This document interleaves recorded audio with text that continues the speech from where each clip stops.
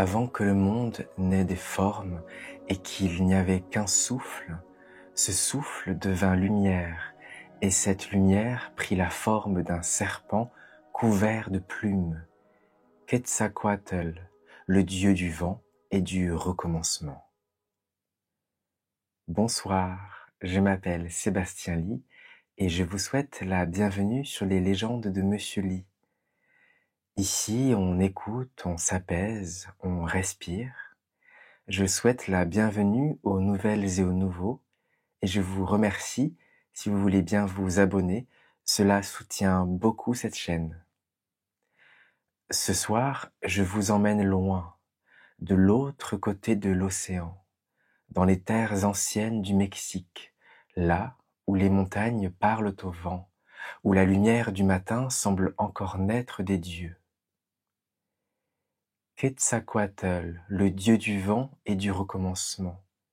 Il apporta la vie, enseigna la sagesse, puis disparut dans la mer avant de renaître dans le ciel sous l'étoile du matin.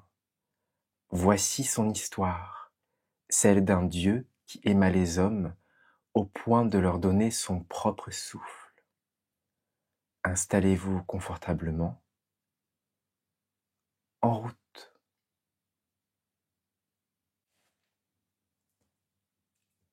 Avant le commencement, il n'y avait ni ciel, ni terre, ni forme, ni couleur.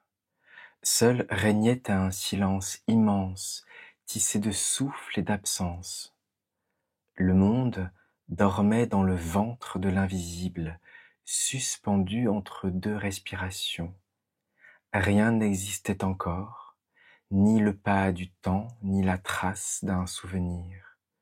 Pourtant, dans ce vide, quelque chose frémissait. Une attente, légère comme un battement d'ailes avant le vent. C'était le pressentiment du mouvement, la promesse d'un monde à venir. Alors, du fond du néant, un souffle s'éleva, à peine un murmure. Il glissa sur l'obscurité comme une caresse. Ce souffle ne disait rien encore, mais il portait en lui la possibilité de tout dire. Il ondulait lentement, cherchant une forme, un rythme, un écho. Dans son passage, l'ombre se mit à trembler, comme si le néant se souvenait soudain qu'il pouvait être lumière. Ce fut le premier souffle du monde, le battement primordial qui ouvrit la poitrine de l'univers. De cette respiration naîtraient plus tard les vents, les mers, les chants et les prières, mais pour l'instant, tout reposait encore dans une infinie tendresse, un calme d'avant la création. Le vide n'était plus absence, il était attente, une chambre secrète où le divin s'apprêtait à naître. Dans la lenteur infinie de ce premier souffle, quelque chose vibra, une onde subtile, à peine perceptible, se mit à parcourir le vide comme un frisson à la surface d'un rêve. Le néant, jusque-là immobile, sentit passer en lui un élan, une tension douce, un désir de se déployer. C'était le mouvement avant le mouvement, la première impulsion du vivant. Là où tout était silence, un rythme s'inventa, un battement, puis un autre, séparés par une attente. Le souffle, en se souvenant de lui-même, trouva une pulsation. Alors, l'obscurité s'anima, les ombres glissèrent les unes contre les autres, dessinant des courbes et des spirales qui se cherchaient sans se toucher. Chaque vibration appelait la suivante, comme si le vide apprenait à danser. Le temps, encore informe, s'étira dans une chorégraphie invisible. À chaque oscillation, la matière rêvait de naître, et dans ce rêve, le cosmos commença à se reconnaître. Le mouvement prit forme, non pas encore un pas, mais une promesse. C'était un souffle qui se penchait sur lui-même, une lumière qui voulait s'ouvrir. Ainsi, dans la profondeur du silence, le monde s'inventa un rythme, comme un cœur qui découvre qu'il bat. De cette vibration originelle naîtraient les vents, les fleuves et les oiseaux, car tout ce qui se meut dans le monde est né de ce frémissement premier. Et lorsque la vibration atteignit sa juste fréquence, le vide sut qu'il n'était plus seul. Le souffle du commencement avait trouvé sa compagne, le mouvement, éternel danseur du temps. Ensemble, ils allaient enfanter la lumière. De la rencontre du souffle et du mouvement naquit une vibration plus profonde, un chant plus long et plus lumineux qui s'éleva au cœur du vide. Cette mélodie sans mots traversa l'obscurité comme une onde dorée, et partout où elle passait, la matière s'illuminait. Alors, du sein de ce chant, une forme commença à se dessiner, fluide, ondulante, immense. Elle s'étira lentement, cherchant son équilibre entre le ciel qui voulait s'ouvrir et la terre qui n'existait pas encore. Ses écailles brillaient de la lumière du vent, et sur son dos, des plumes naissantes frémissaient déjà, annonçant le lien entre l'air et la chair. Ainsi s'éveilla Quetzalcoatl, le serpent à plumes, union sacrée du bas et du haut, du dense et du léger, du souffle et du corps. Dans son regard, les reflets du néant se mirent à danser comme 1000 soleils à venir. Il porta en lui la mémoire de ce qui précède la vie et le désir de ce qui la rend possible. Le mouvement libre, l'amour du monde à renaître, l'amour du monde à naître. Quand il respira pour la première fois, le vent se leva, un vent pur, encore vierge de poussière. Quetzalcoatl se déploya dans le vide et son geste traça la première ligne du ciel. Le corps onduleux dessinait la promesse d'un horizon. Chaque battement de ses plumes soulevait la matière invisible, lui apprenant à s'élever sans se briser. Le vide, caressé par sa danse, se transforma en espace. Il n'y eut pas encore de soleil, mais déjà la lumière trouvait sa source dans le mouvement de ce Dieu ailé. Alors, dans le souffle suspendu du commencement, le serpent à plumes comprit sa tâche, être le lien entre ce qui rampe et ce qui vole, entre le poids de la chair et la légèreté du souffle. Le monde n'était pas encore né, mais déjà il respirait à travers lui. Mais aucun éclat ne peut surgir sans convoquer sa part d'obscurité. Tandis que Quetzalcoatl s'éveillait dans la splendeur de son souffle, une autre force se forma dans le repli du vide. là où la lumière traçait ses premiers cercles. Une ombre s'étira, dense et silencieuse, nourrie du reste du néant. Elle prit la forme d'un regard noir, puis d'un corps sans contour, pareil à une brume chargée de songes.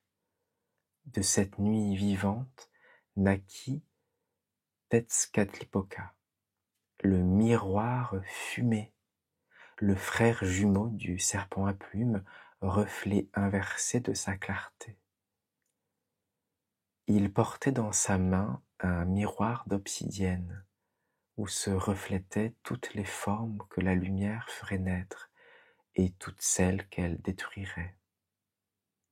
Tandis que Quetzalcoatl respirait pour créer, Tezcatlipoca respirait pour observer et parfois pour défier. Entre eux, il n'y avait pas encore de haine, seulement le mouvement éternel des contraires, la brise et la tempête, le jour et la cendre. Ensemble, ils commencèrent à modeler le monde. Leurs gestes tissaient le tissu du réel. Quetzalcoatl dessinait les courbes du ciel. Tezcatlipoca lui donnait son ombre, afin que la lumière ait un lieu où reposer.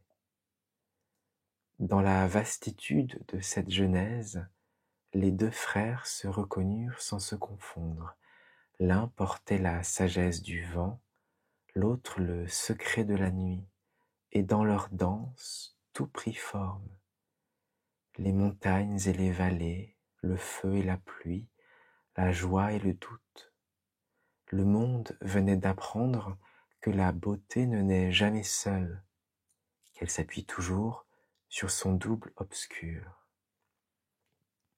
Alors, Quetzalcoatl leva les yeux vers son frère d'ombre, et tous deux comprirent que leur alliance serait le battement même du temps, une respiration où s'entrelacent la clarté et la perte.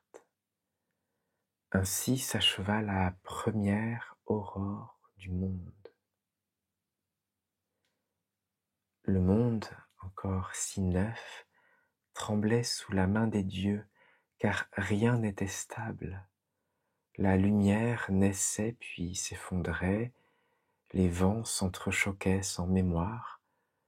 Alors Quetzalcoatl et Tezcatlipoca décidèrent de donner un rythme au chaos. Ils se regardèrent dans le silence du ciel, et de leur souffle conjugué jaillit le premier soleil. Sa clarté éclata sur le monde comme un rire d'enfant. Les montagnes se levèrent, les rivières s'ouvrirent, les animaux rampèrent hors de la boue. Ce fut le soleil du jaguar, âge premier où les hommes vivaient dans la splendeur brute, avant que Tezcatlipoca, par orgueil, ne fasse basculer la lumière dans la nuit. Les jaguars, enfants de l'ombre, dévorèrent l'humanité. Alors Quetzalcoatl, dans sa peine, alluma un deuxième soleil. Ce fut l'âge du vent. Les arbres se plièrent, les hommes devinrent oiseaux pour échapper à la colère du ciel. Mais le souffle devint tempête et tout fut balayé. Vint ensuite le soleil de la pluie de feu, né du brasier de Tezcatlipoca. Le monde brûla sous les pierres ardentes, l'eau s'évapora, la terre se fit cendre, les hommes, pour survivre, se changèrent en papillons de braise. Enfin, Quetzalcoatl fit naître le quatrième soleil, celui de l'eau. Les nuages se rassemblèrent comme un cœur immense, et le monde fut noyé sous son propre chagrin. Les hommes devinrent poissons, glissant dans la mémoire de leurs fautes. Quand les flots se retirèrent, le silence revint. Alors les deux frères comprirent que la création n'était pas un acte, mais une suite d'équilibres brisés et retrouvés. Il faudrait un cinquième soleil, né non du pouvoir, mais du cœur. Un soleil que seul l'amour du monde pourrait maintenir en vie. Quand le quatrième soleil s'éteignit, il ne resta du monde qu'une plaine silencieuse, striée de brumes et de souvenirs. La terre, lasse, se referma sur ses propres traces. Les hommes n'étaient plus que poussière dissoute dans la mémoire des dieux. Alors, Quetzalcoatl contempla ce désert sans souffle et sentit en lui grandir une tendresse immense pour ceux qui avaient disparu. Il savait que la vie devait renaître, non pas de la gloire, mais de l'humilité de ce qui fut. Sous la terre endormie s'étendait le royaume de Mictlan, la demeure des morts. C'est là, dit-on, que reposaient les ossements de l'humanité passée. Quetzalcoatl prit son courage et descendit dans l'obscurité. Le chemin était long, tissé de couloirs, où le vent lui-même se taisait. À chaque pas, son souffle se mêlait à celui des anciens, comme s'il traversait la mémoire du monde. Il franchit les rivières de couteaux, affronta des montagnes qui s'entrechoquaient, franchit la brume du temps jusqu'à atteindre le cœur de Mictlan. Le seigneur des morts, silencieux, le regarda sans colère. Il savait que rien ne peut s'opposer à celui qui descend par amour. Quetzalcoatl s'inclina, prit les eaux dans ses bras et les remonta vers la lumière. Mais dans sa hâte, il trébucha, les eaux se brisèrent, se mêlant les uns aux autres. Ainsi, quand il revint au jour, il sut que les hommes à venir porteraient en eux les fragments de tous les autres, un peu de rois, un peu de mendiants, un peu d'enfants, un peu d'ancêtres.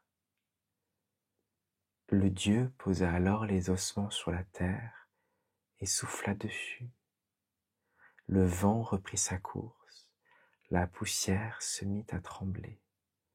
Ce fut le premier battement du cœur humain, fragile, mêlé de toutes les mémoires. Les os brisés reposaient devant lui, pâles et silencieux comme des coquilles vides. Autour, la terre gardait son immobilité d'avant le monde.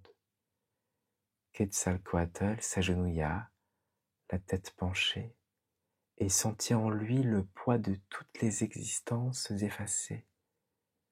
Il comprit alors que pour redonner la vie, il ne suffisait pas de retrouver la forme des corps, il fallait leur rendre le souffle, cette étincelle qui relie la poussière à la lumière. Alors il ouvrit sa poitrine, et de sa peau jaillit une lumière rouge, douce et profonde comme un feu intérieur. Il prit les ossements dans ses mains, les broya lentement jusqu'à en faire une fine poudre, puis y mêla une goutte de son propre sang. La terre l'absorba comme on accueille un secret. Puis il se pencha sur ce mélange d'argile et de mémoire et souffla dessus avec une infinie douceur. Ce souffle ne fit pas de bruit, c'était un vent chaud, porteur de promesses, qui caressait les visages invisibles de ceux qui allaient naître. Sous la brise, la poussière frémit, des formes se dessinèrent, fragiles d'abord puis plus claires. des doigts, des paupières, un cœur battant. Les premiers hommes ouvrirent les yeux. Ils ne savaient pas encore parler, mais dans leur regard priait la reconnaissance. Quetzalcoatl les contempla longtemps, ému comme un père découvrant ses enfants. Il leur enseigna à se lever, à respirer, à marcher sur la terre encore neuve. Chaque inspiration qu'il prenait était un fragment de son propre souffle, un lien invisible entre le divin et le vivant. Ainsi commença la lignée des hommes, non pas faite de chair seulement, mais du souvenir d'un Dieu qui aima assez le monde pour lui prêter son propre souffle. Les hommes marchaient désormais sur la terre nouvelle, mais leurs pas étaient incertains. Ils respiraient, ils regardaient, mais leur ventre demeurait vide. Leur souffle, issu du Dieu, ne suffisait pas à nourrir leur chair. Quetzalcoatl les observait avec compassion. Il vit leurs gestes hésitants, leurs yeux fatigués, leur force qui s'éteignait avant la nuit. Le monde, pourtant beau, demeurait fragile. La lumière ne pouvait durer si les corps manquaient de substance. Alors, le serpent à plumes décida de leur offrir la nourriture qui relie la terre au ciel. Il chercha longtemps ce qu'il pourrait leur donner. Dans les vallées, il interrogea les pierres, les sources et les vents. Aucun ne connaissait la graine sacrée. Finalement, une fourmi rouge, minuscule et tenace, lui indiqua la montagne de Tonacatepetl, le mont de l'abondance, là où reposait le secret de la vie. Quetzalcoatl prit la forme d'un vent et se glissa dans les fissures de la montagne. À l'intérieur, il découvrit un trésor, de petites graines dorées, douces comme la lumière du matin. C'était le maïs, promesse de survie, symbole d'équilibre entre le corps et l'esprit. Le Dieu en saisit quelques-unes et les ramena à la surface. Il les tendit aux hommes, leur montrant comment creuser la terre, comment attendre la pluie, comment écouter le vent pour savoir quand semer. Bientôt, les champs se recouvrirent de tiges hautes et vertes. Les hommes mangèrent et leurs regards retrouvèrent la clarté des premiers jours. Ils comprirent que chaque grain était une offrande, un souvenir du souffle divin enfermé dans la matière. Ainsi, grâce au don du maïs, la vie devint un cycle. Le vent, la terre et l'homme, reliés par la même promesse de renaissance. Lorsque les champs se mirent à onduler sous le vent, un parfum d'abondance emplit la terre. Les hommes, rassasiés pour la première fois, levèrent les yeux vers le ciel et remercièrent le Dieu du maïs. Mais Quetzalcoatl, en les regardant, sentit que la nourriture du corps ne suffisait pas. Il savait que sans nourriture de l'âme, la lumière s'éteindrait à nouveau. Alors, comme il leur avait appris à cultiver la terre, il entreprit de leur enseigner à cultiver l'esprit. Sous son souffle, les hommes apprirent à tisser. Les fils, comme les racines du maïs, s'entrecroisaient pour former des tissus de couleurs et de symboles. Puis il leur enseigna à compter le temps, à lire les astres et à écouter la respiration du monde. Chaque jour devint une offrande, chaque nuit une promesse de retour. Les femmes créèrent les premières chansons, les hommes sculptèrent la pierre et tracèrent des signes sur la terre humide. Ainsi naquirent les arts, prolongement du souffle divin dans les mains humaines. Quetzalcoatl ne leur dicta aucune loi. Il leur montra seulement comment regarder. Tout ce que vous voyez, dit-il, respire. Si vous écoutez vraiment, vous entendrez le vent à l'intérieur des choses. Et les hommes comprirent. Ils découvrirent la beauté dans le mouvement du maïs, dans la courbe du ciel, dans la lenteur d'une parole juste. Alors le monde prit une harmonie nouvelle. Le vent circulait entre les maisons, portant avec lui les chants et les prières. Les hommes savaient désormais que créer, c'était prolonger le geste du Dieu. Quetzalcoatl les regarda vivre, et pour la première fois, il crut le monde prêt à tenir debout sans lui. Mais toute lumière, si pure soit-elle, finit par attirer son ombre. Tandis que les hommes chantaient et façonnaient la beauté sous le regard de Quetzalcoatl, un murmure se leva dans les profondeurs du ciel. Tezcatlipoca, le frère d'ombre, observait la paix du monde avec une ironie silencieuse. À ses yeux, rien ne devait rester immobile trop longtemps.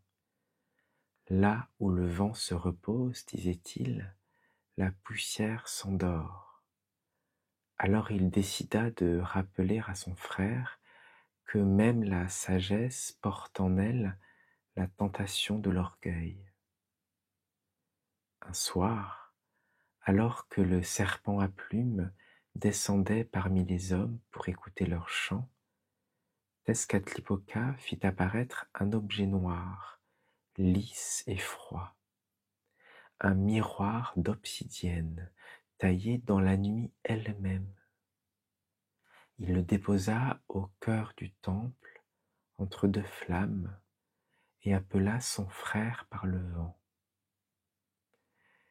Quetzalcoatl, curieux, s'approcha.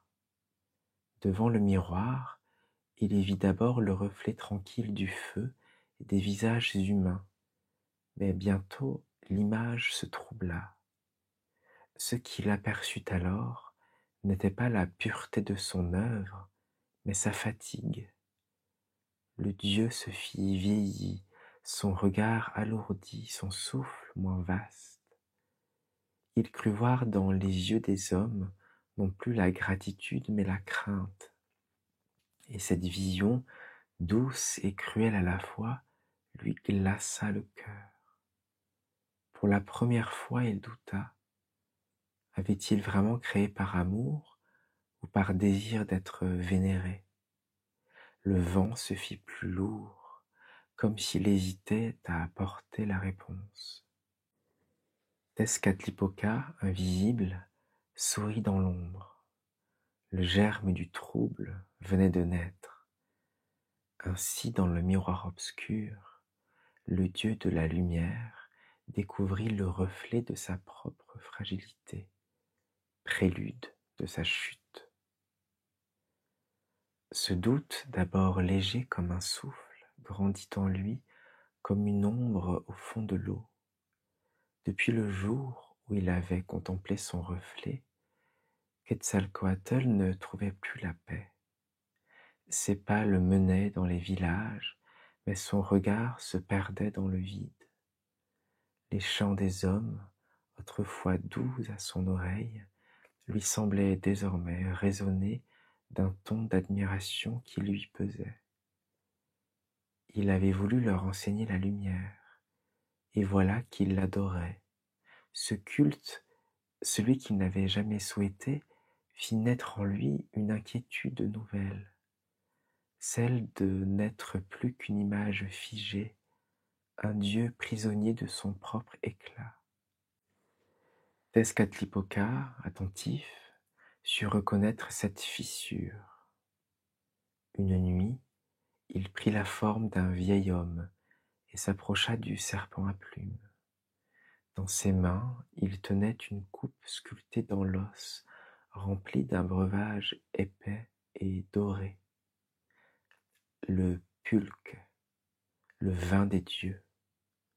Bois, lui dit-il, et tu verras la vérité de ton cœur. Quetzalcoatl hésita, le liquide brillait d'une clarté trompeuse, comme une lumière qu'on voudrait toucher. Il porta la coupe à ses lèvres, le goût était doux, presque sucré, mais une chaleur étrange s'en empara aussitôt, déliant ses pensées. L'air vibra autour de lui, les murs du temple s'ouvrirent sur un ciel immense, traversé de formes et de chants. Dans ce vertige, il crut entendre le rire du vent et le battement des étoiles. Tout lui semblait beau, infini, sans limite. Il se sentit soudain léger, délivré de la gravité du monde. Mais cette ivresse n'était pas la sagesse, c'était son mirage. Tezcatlipoca, tapi dans l'ombre, observait. Le souffle du dieu que rien n'avait pu vaincre venait de s'abandonner à un rêve trop brillant pour être vrai. Quand l'aube se leva, le vent était tombé, le temple dormait encore, baigné d'une lumière pâle. Quetzalcoatl ouvrit les yeux lentement, la tête lourde, le souffle opaque. Autour de lui, les chants s'étaient tus, les encens s'étaient éteints. Il sentit sous ses doigts la fraîcheur de la pierre, et dans cette immobilité, le souvenir du vertige l'envahit. La coupe vide gisait à ses côtés, et dans le silence du matin, il comprit. L'ivresse qu'il avait prise pour un éclair de vérité n'était qu'un piège. Ce qu'il avait cru toucher du divin n'était que le reflet de son propre désir. Alors la honte le traversa comme un vent glacé. Il se revit la veille, riant, titubant, oubliant la mesure, prononçant des paroles qu'il n'aurait jamais dû dire. Les hommes, effrayés, avaient détourné le regard, ne reconnaissant plus celui qui leur avait appris la dignité du souffle. Même les oiseaux s'étaient tus, comme s'ils portaient le deuil d'une innocence perdue. Le dieu se leva, chancela, et contempla son visage dans une flaque d'eau. L'image était floue, vieillie, altérée. Ce qu'il vit ne fut pas la grandeur d'un créateur, mais la fragilité d'un être prisonnier de lui-même. Il comprit que nul n'est à l'abri de la chute, pas même celui qui a façonné la lumière. L'ombre qu'il avait vue dans le miroir n'était pas une illusion, elle vivait en lui, silencieuse et patiente. Quetzalcoatl pleura longuement, ses larmes tombant sur la terre, creusèrent de petites mares où le ciel se refléta. Il sentit alors qu'il ne pouvait plus demeurer parmi les hommes. Son souffle les avait éveillés. Désormais, il risquait de les aveugler. Avant de partir, il posa sa main sur le sol et murmura une prière. Que le maïs continue de pousser, même sans sa veille. Puis il se détourna, laissant derrière lui le parfum du feu et la trace d'un Dieu qui, pour avoir voulu trop de pureté, venait d'en découvrir le poids. Alors il partit, sans hâte, sans cortège, seulement suivi par le bruissement de ses plumes ternies. Le vent, autrefois son allié, semblait hésiter à l'accompagner. Les hommes, encore endormis dans leur maison de torchis, ne virent que son ombre s'allonger au loin, glissant entre les champs qu'il avait fait naître. Quetzalcoatl ne se retourna pas. Il savait que s'il regardait en arrière, son cœur se briserait, et il voulait que son départ soit aussi doux qu'une respiration. Il marcha lentement vers l'est, là où chaque jour le soleil renaît. À mesure qu'il avançait, les couleurs du monde changeaient. Le vert des feuilles se dissolvait dans la poussière. La lumière prenait des reflets d'ambre et de cuivre. Ses pas laissaient derrière lui des empreintes que le vent effaçait aussitôt, comme si la terre refusait de garder la mémoire de sa chute. Dans les vallées, les oiseaux chantaient encore, mais leur voix semblait porter une note de nostalgie, comme un écho au remords du Dieu. Sur sa route, Quetzalcoatl croisa des enfants qui jouaient près d'un ruisseau. Ils levèrent les yeux vers lui, fascinés par les plumes blanches qui ornaient encore ses épaules. Il leur sourit sans parler, craignant que sa voix, alourdie de honte, ne ternisse leur innocence. Puis il poursuivit son chemin, traversant les forêts, les plaines, les collines, jusqu'à ce que la mer se dresse enfin devant lui, immense, calme, d'un bleu presque irréel. Là, il s'arrêta, l'eau s'étendait à perte de vue, miroir plus pur que celui de l'obsidienne. Il sentit le vent salé lui effleurer le visage comme une caresse d'adieu. Le soleil descendait lentement et sa lumière glissait sur ses plumes comme un dernier pardon. Il comprit alors que son voyage n'était pas une fuite, mais un retour vers la lumière originelle, celle qui précède sa faute.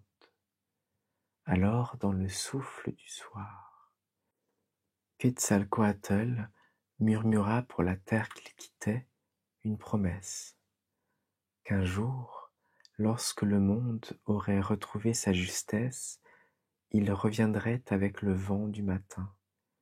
Puis il marcha dans l'eau, lentement, jusqu'à ce que les vagues le recouvrent. La mer, d'abord froide, lui monta jusqu'aux genoux, puis jusqu'à la taille. Mais avant que les flots ne ferment sur lui leur silence, Quetzalcoatl revint sur la rive. Il s'assit sur le sable humide, face à l'horizon où la lumière déclinait. Ses plumes, alourdies par le sel, collaient à sa peau, ternes et sans éclat. Le vent les soulevait par instants, comme s'il voulait encore lui rappeler qu'il avait été le maître du souffle. Il contempla longuement la ligne tremblante, là où le ciel rejoint la mer, et son cœur battit au rythme des vagues, lentement, comme s'il réapprenait à respirer. Le sable gardait la trace de ses pas, empreintes fragiles, à demi effacées. Il les observa avec mélancolie. Chacune d'elles portait le poids de ses fautes, mais aussi la douceur d'avoir aimé la terre qu'il s'apprêtait à quitter. À mesure que la marée montait, l'eau effaçait ses marques une à une, ne laissant derrière elle qu'une surface lisse et brillante, pareille à une mémoire lavée. Quetzalcoatl comprit alors que le pardon du monde ne se disait pas, il s'accomplissait dans le geste simple du vent et de l'eau. Autour de lui, la nuit tombait, les étoiles s'allumaient lentement, timidement, comme si elles craignaient d'éclairer encore la peine du Dieu. Il sentit la fraîcheur du sable sous ses mains, et ce contact lui rappela la douceur des eaux d'argile qu'il avait autrefois animées de son souffle. Peut-être, pensa-t-il, que la création n'était qu'un cycle de dons et de retraits, donner la vie puis s'effacer pour qu'elle vive sans lui. Le vent se leva, soulevant les grains de sable en une danse lumineuse. Il tourbillonnait autour de lui comme une nuée d'oiseaux dorés. Il ferma les yeux. Dans le murmure des vagues, il entendit sa propre respiration se mêler à celle du monde. Il sut alors qu'il était prêt à disparaître, non pas comme un dieu déchu, mais comme un souffle qui retourne à sa source. Alors qu'il demeurait immobile sur la rive, les yeux clos, Quetzalcoatl sentit grandir en lui une chaleur douce, différente de celle du soleil. Ce n'était pas la brûlure du remords, ni la morsure du vent marin, c'était un feu intérieur, clair et silencieux, né de la rencontre entre la douleur et la paix. Ce feu n'avait pas de flamme visible, il s'étendait lentement comme une lumière respirant sous la peau. À chaque battement de son cœur, il montait davantage, emplissant sa poitrine, ses bras, ses plumes, jusqu'à tout envelopper de clarté. Le Dieu comprit que cette flamme n'était pas là pour le punir, mais pour le purifier. Elle consumait en lui les restes de vanité, les dernières ombres du doute, les traces mêmes de son nom. Tout ce qu'il avait été, créateur, guide, fautif, tout se mêlait maintenant dans un seul éclat d'amour calme. La mer, témoin silencieuse, reflétait sur sa surface les lueurs de ce brasier intérieur. On eût dit que le ciel lui-même s'était penché pour recueillir ce feu invisible. Alors, Quetzalcoatl se leva. D'un geste lent, il traça un cercle sur le sable, puis s'y allongea, au centre, le visage tourné vers l'est. Autour de lui, le vent redoublait, caressant les dunes comme une harpe. La flamme, désormais libre, se mit à danser sur son corps sans se brûler. Les plumes, une à une, s'illuminèrent d'un éclat doré. Sa peau prit la couleur du cuivre et du miel. Le monde semblait retenir son souffle. Puis, dans un élan de tendresse, le serpent à plumes ferma les yeux et laissa le feu achever son œuvre. Le corps se consuma sans douleur, se dissolvant en une pluie d'étincelles portées par le vent. Là où il reposait, il ne resta qu'une cendre fine, brillante, mêlée à quelques plumes blanches, et du brasier intérieur de Quetzalcoatl naquit une lumière nouvelle, légère, ascendante, qui s'éleva lentement dans le ciel encore sombre. Ce feu, né du silence, et rendu à la clarté, allait devenir l'annonce du jour. La lumière née de ces cendres s'éleva, lente et pure au-dessus du rivage. Elle ne pesait rien, comme si le vent lui-même la portait avec précaution. Au début, ce n'était qu'un halo doré, une brume irisée qui tournoyait au-dessus du sable. Puis la forme se précisa, une spirale lumineuse, pareille à un souffle devenu visible. Les grains de poussière et les plumes blanches de Quetzalcoatl s'y mêlaient, dessinant des mouvements d'une grâce infinie. Ce qui avait été corps devenait respiration, ce qui avait été faute devenait lumière. Le feu intérieur, transfiguré, se condensa soudain en un point éclatant. De ce point jaillit un oiseau immense aux ailes de lumière, un quetzal, oiseau du matin, symbole du souffle revenu à la source. Ses plumes, d'abord dorées, se teintèrent de vert émeraude et d'argent, couleur de la vie et du ciel. L'oiseau prit son essor, traversant les nuages avec la légèreté d'une prière.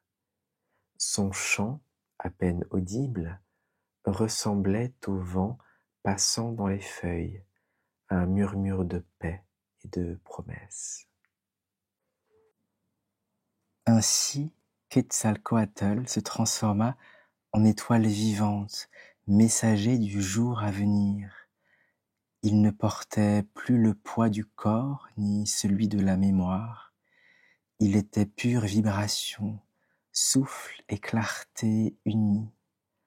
À mesure qu'il montait, la mer et le ciel semblaient s'accorder. Les vagues reflétaient sa lumière, les vents suivaient sa trace, tout l'horizon vibrait d'une douceur nouvelle, comme si la terre elle-même reconnaissait le retour à l'équilibre.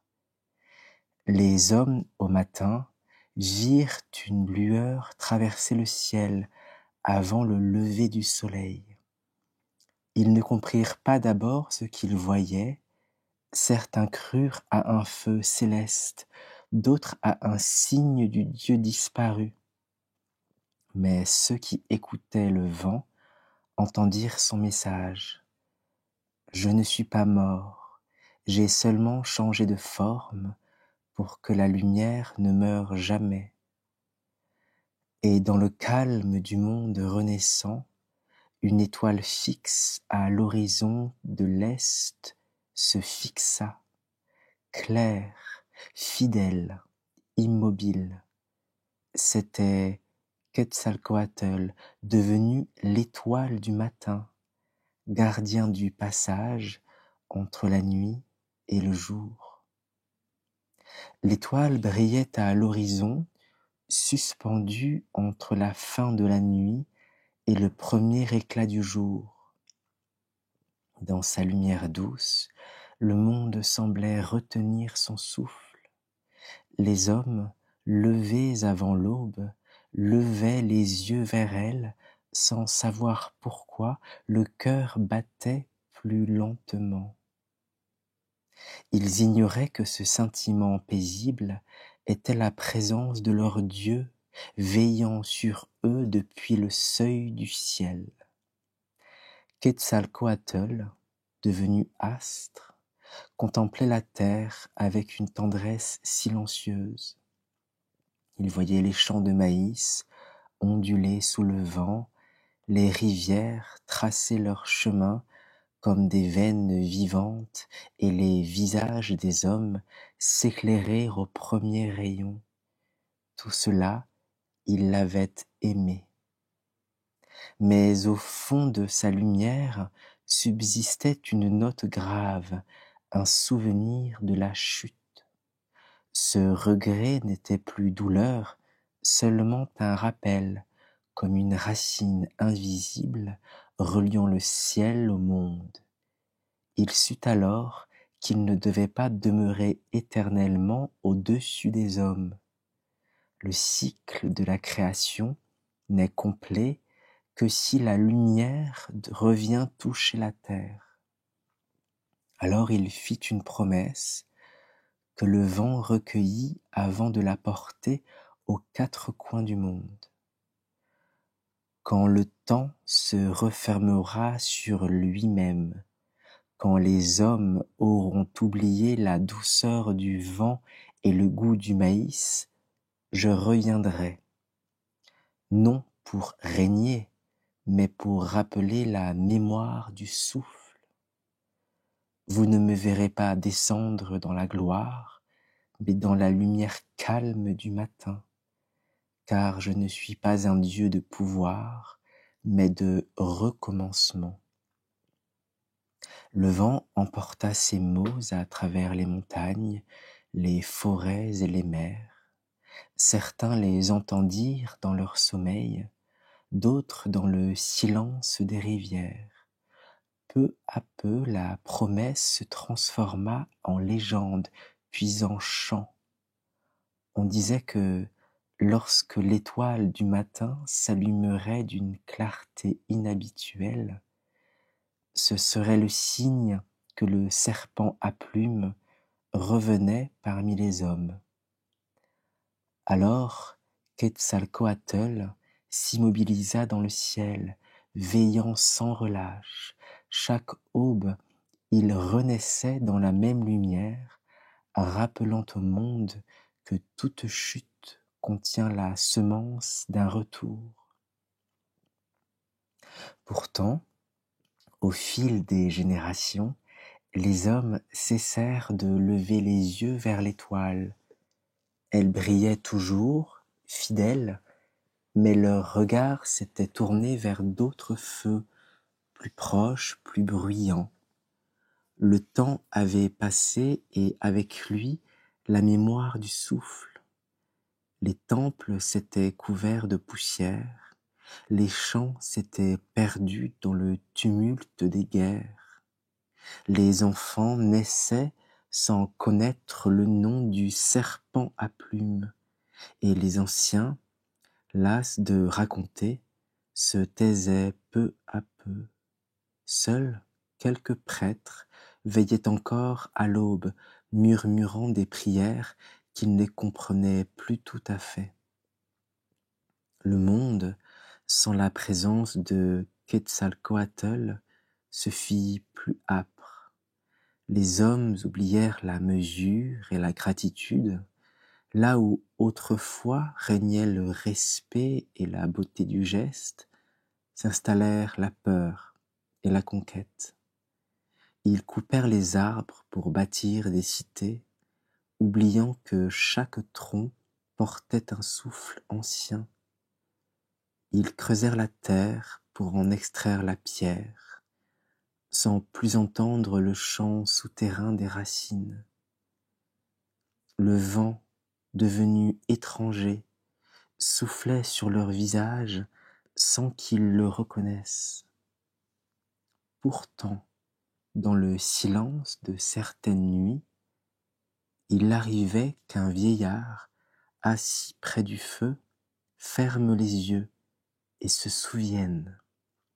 Il croyait entendre un murmure dans la brise, un nom effacé que son cœur seul pouvait comprendre. Alors une émotion le traversait, comme un écho du monde premier, celui où chaque souffle portait encore la trace du Dieu. L'étoile du matin, témoin immobile, veillait sur cette lente amnésie. Elle ne jugeait pas, elle attendait simplement, car Quetzalcoatl savait que l'oubli fait partie du cycle, qu'il prépare le retour du souvenir. Les hommes avaient perdu le lien, mais pas la possibilité de le retrouver, et même dans leur inconscience, il continuait de respirer, et ce souffle, invisible et partagé, était encore le sien. Ainsi, sous un ciel que plus personne ne regardait, l'humanité avançait, orpheline mais toujours habitée par la présence discrète du vent. Car si les hommes avaient oublié le nom du Dieu, ils n'avaient pas perdu sa trace. Dans le repli le plus secret de chaque être, quelque chose demeurait vivant, un souffle, presque imperceptible, mais toujours là. Il ne se montrait pas dans les paroles, ni dans les gestes de puissance, mais dans les silences, dans les élans soudains de bonté, dans les instants où le cœur se souvient sans savoir pourquoi. Ce souffle, c'était la part cachée de Quetzalcoatl, l'étincelle qu'il avait laissée en chaque homme, comme une semence invisible prête à s'éveiller au premier vent juste. Parfois, au détour d'un sentier, un enfant s'arrêtait pour écouter le bruissement d'un arbre. Il ne savait pas ce qu'il entendait, ce n'était pas seulement le vent, c'était la respiration du monde, celui du Dieu ancien circulant encore à travers la matière. Ailleurs, une femme, penchée sur la terre, sentait dans ses mains battre le rythme des saisons et remerciait sans mots. Dans ces gestes simples, le souffle trouvait refuge. Il ne demandait ni temple ni offrande, seulement un peu d'attention. Mais dans les grandes cités, le tumulte recouvrait tout, les hommes parlaient fort pour ne plus entendre la voix intérieure. Ils disaient que le vent n'était qu'un phénomène, que la vie ne devait rien au divin. Pourtant, au cœur même de leur oubli, Quetzalcoatl continuait de passer discret comme une ombre d'aube.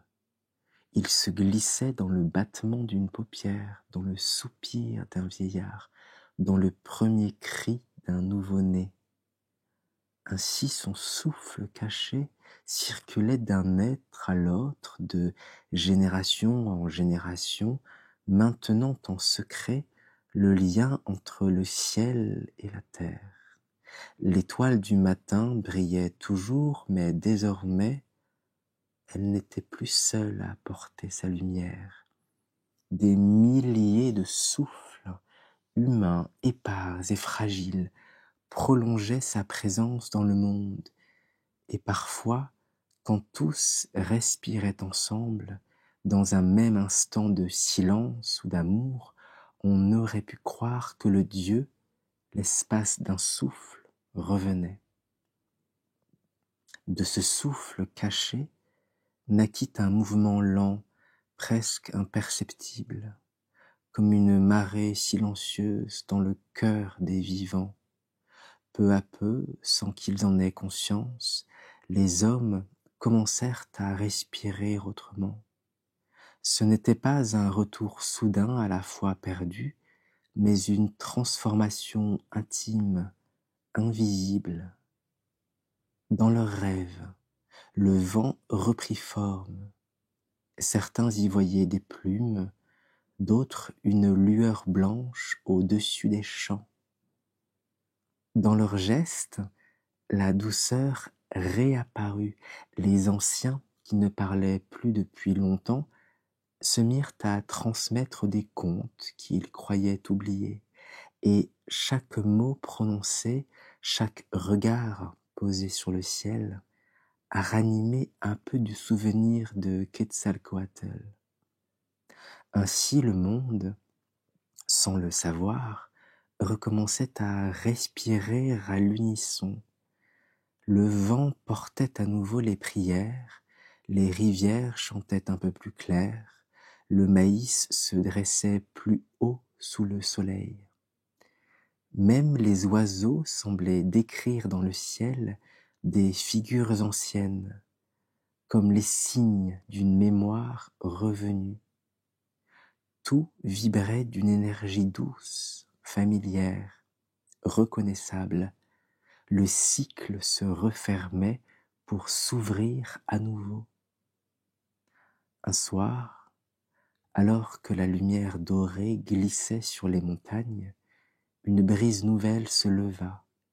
Ce n'était pas le souffle du hasard, c'était le Dieu lui-même, dispersé dans l'air, traversant les vallées pour mesurer la fidélité du monde. Il sentit les battements mêlés des cœurs, leurs peurs, leurs élans, leurs espérances. Et ce tissage invisible lui rappela l'argile qu'il avait pétrie jadis, la poussière devenue chair. Il sut alors que la promesse qu'il avait faite à l'aube des temps s'accomplissait peu à peu. Les hommes n'avaient pas besoin de le voir pour qu'il soit présent, car le renouveau, il le comprit, ne vient jamais d'un retour spectaculaire, mais d'un frémissement collectif, d'un accord silencieux entre la terre et la lumière. Le souffle, repris, circulait à nouveau, preuve que la vie, même blessée, sait toujours se souvenir de sa source. Alors, au cœur de ce renouveau discret, un signe apparut. Ce fut d'abord une aurore plus claire que les autres, un matin dont la lumière semblait respirer comme un être vivant. Les nuages s'ouvrirent doucement, révélant une lueur d'argent qui s'éleva à l'horizon. Les hommes, surpris par cette clarté inhabituelle, interrompirent leurs travaux. Un silence étrange s'installa dans les villages, dans les champs, dans les montagnes. Tous levèrent les yeux vers l'est, et pour la première fois, depuis des générations, ils virent l'étoile du matin, dérayée d'un éclat plus fort qu'aucun soleil. Ce n'était pas un feu destructeur, ni la flamme du jugement, c'était une lumière douce, vibrante, une respiration de ciel. Le vent se leva, soulevant la poussière dorée comme une pluie d'étincelles. Les arbres s'inclinèrent légèrement, les rivières ralentirent leur cours, et même les oiseaux suspendirent leur vol. Tout semblait écouter. Alors, dans cette immobilité pure, une voix passa. Non pas une parole, mais une présence, un souffle reconnaissable entre mille. Quetzalcoatl. Il ne descendit pas dans le tumulte ni dans la gloire, mais il revint comme il avait toujours été, vent et lumière mêlés. Les hommes sentirent son passage dans la caresse de l'air, dans la douceur d'un battement d'ailes. Certains pleurèrent sans savoir pourquoi, d'autres rirent comme s'ils retrouvaient un ami perdu. Le monde tout entier vibra d'une gratitude sans mots. Dans les jours qui suivirent, on vit le maïs pousser plus dru, les pluies tomber avec mesure, et les visages s'adoucir. Le vent portait à nouveau les parfums d'autrefois, rappelant aux hommes la promesse tenue. Quetzalcoatl ne resta pas, il passa seulement, mais son passage suffisait. La lumière revenue n'était pas un miracle, elle était la continuité du souffle, le souvenir redevenu vivant. Et tandis que l'étoile du matin reprenait sa place tranquille dans le ciel, le monde sut qu'il n'était plus orphelin. Le cycle s'était accompli. La présence du Dieu brillait désormais dans chaque aube. Lorsque la lumière se fut pleinement répandue sur le monde, Un grand calme descendit des hauteurs. Ce n'était pas le silence du vide, mais celui de la plénitude. Un silence habité, vibrant encore du passage du Dieu. Les hommes, apaisés, continuaient de regarder le ciel, comme s'ils craignaient de rompre le fil invisible qui les reliait à la clarté. Pourtant, Quetzalcoatl n'était plus là. Il s'était effacé doucement, comme un vent qui, après avoir caressé la terre, reprend son souffle ailleurs. Mais dans ce retrait, il n'y avait ni tristesse, ni absence. Le monde, désormais, portait sa lumière en lui-même. Le vent poursuivait sa course, libre et discret, glissant entre les feuilles, sur les pierres, dans les cheveux des enfants. Chaque respiration humaine lui appartenait un peu. Les anciens dirent que le Dieu s'était dissous dans l'air, qu'il ne reviendrait plus sous forme visible, car il était devenu le ciel lui-même. Et lorsque le jour s'achevait, à l'instant où l'étoile du matin s'effaçait dans la clarté du soleil, certains croyaient entendre, juste avant le silence total, un murmure très doux. Souviens-toi du souffle. Alors la vie reprit son rythme simple. Les hommes travaillèrent la terre avec plus de douceur, les femmes chantèrent pour accompagner la pluie, les enfants apprirent à écouter le vent avant de dormir. Dans chaque geste patient, dans chaque respiration partagée, Quetzalcoatl vivait encore. Il n'était plus un dieu lointain, mais une présence diffuse, une vibration constante entre le battement du cœur et celui du monde. Et lorsque la nuit revenait, que les étoiles s'allumaient comme des braises dans l'obscurité, l'une d'elles brillait toujours un peu plus fort. C'était celle du matin, fidèle et paisible. Elle n'annonçait plus un retour, mais un souvenir. Dans son éclat silencieux, elle rappelait que toute lumière naît d'un souffle et que tout souffle retourne à la lumière. Ainsi s'acheva le cycle du serpent à plumes, non pas dans la gloire, mais dans la paix. Un éternel silence du ciel, respirant encore de sa présence. Voilà, c'était l'histoire de Quetzalcoatl, le dieu du vent, du souffle et du recommencement. Une légende venue du Mexique ancien qui nous rappelle que même la lumière a besoin de tomber pour apprendre à se relever. Si cette histoire vous a apaisé ou simplement accompagné un instant, n'hésitez pas à vous abonner à la chaîne. C'est un petit geste, mais un grand soutien pour moi.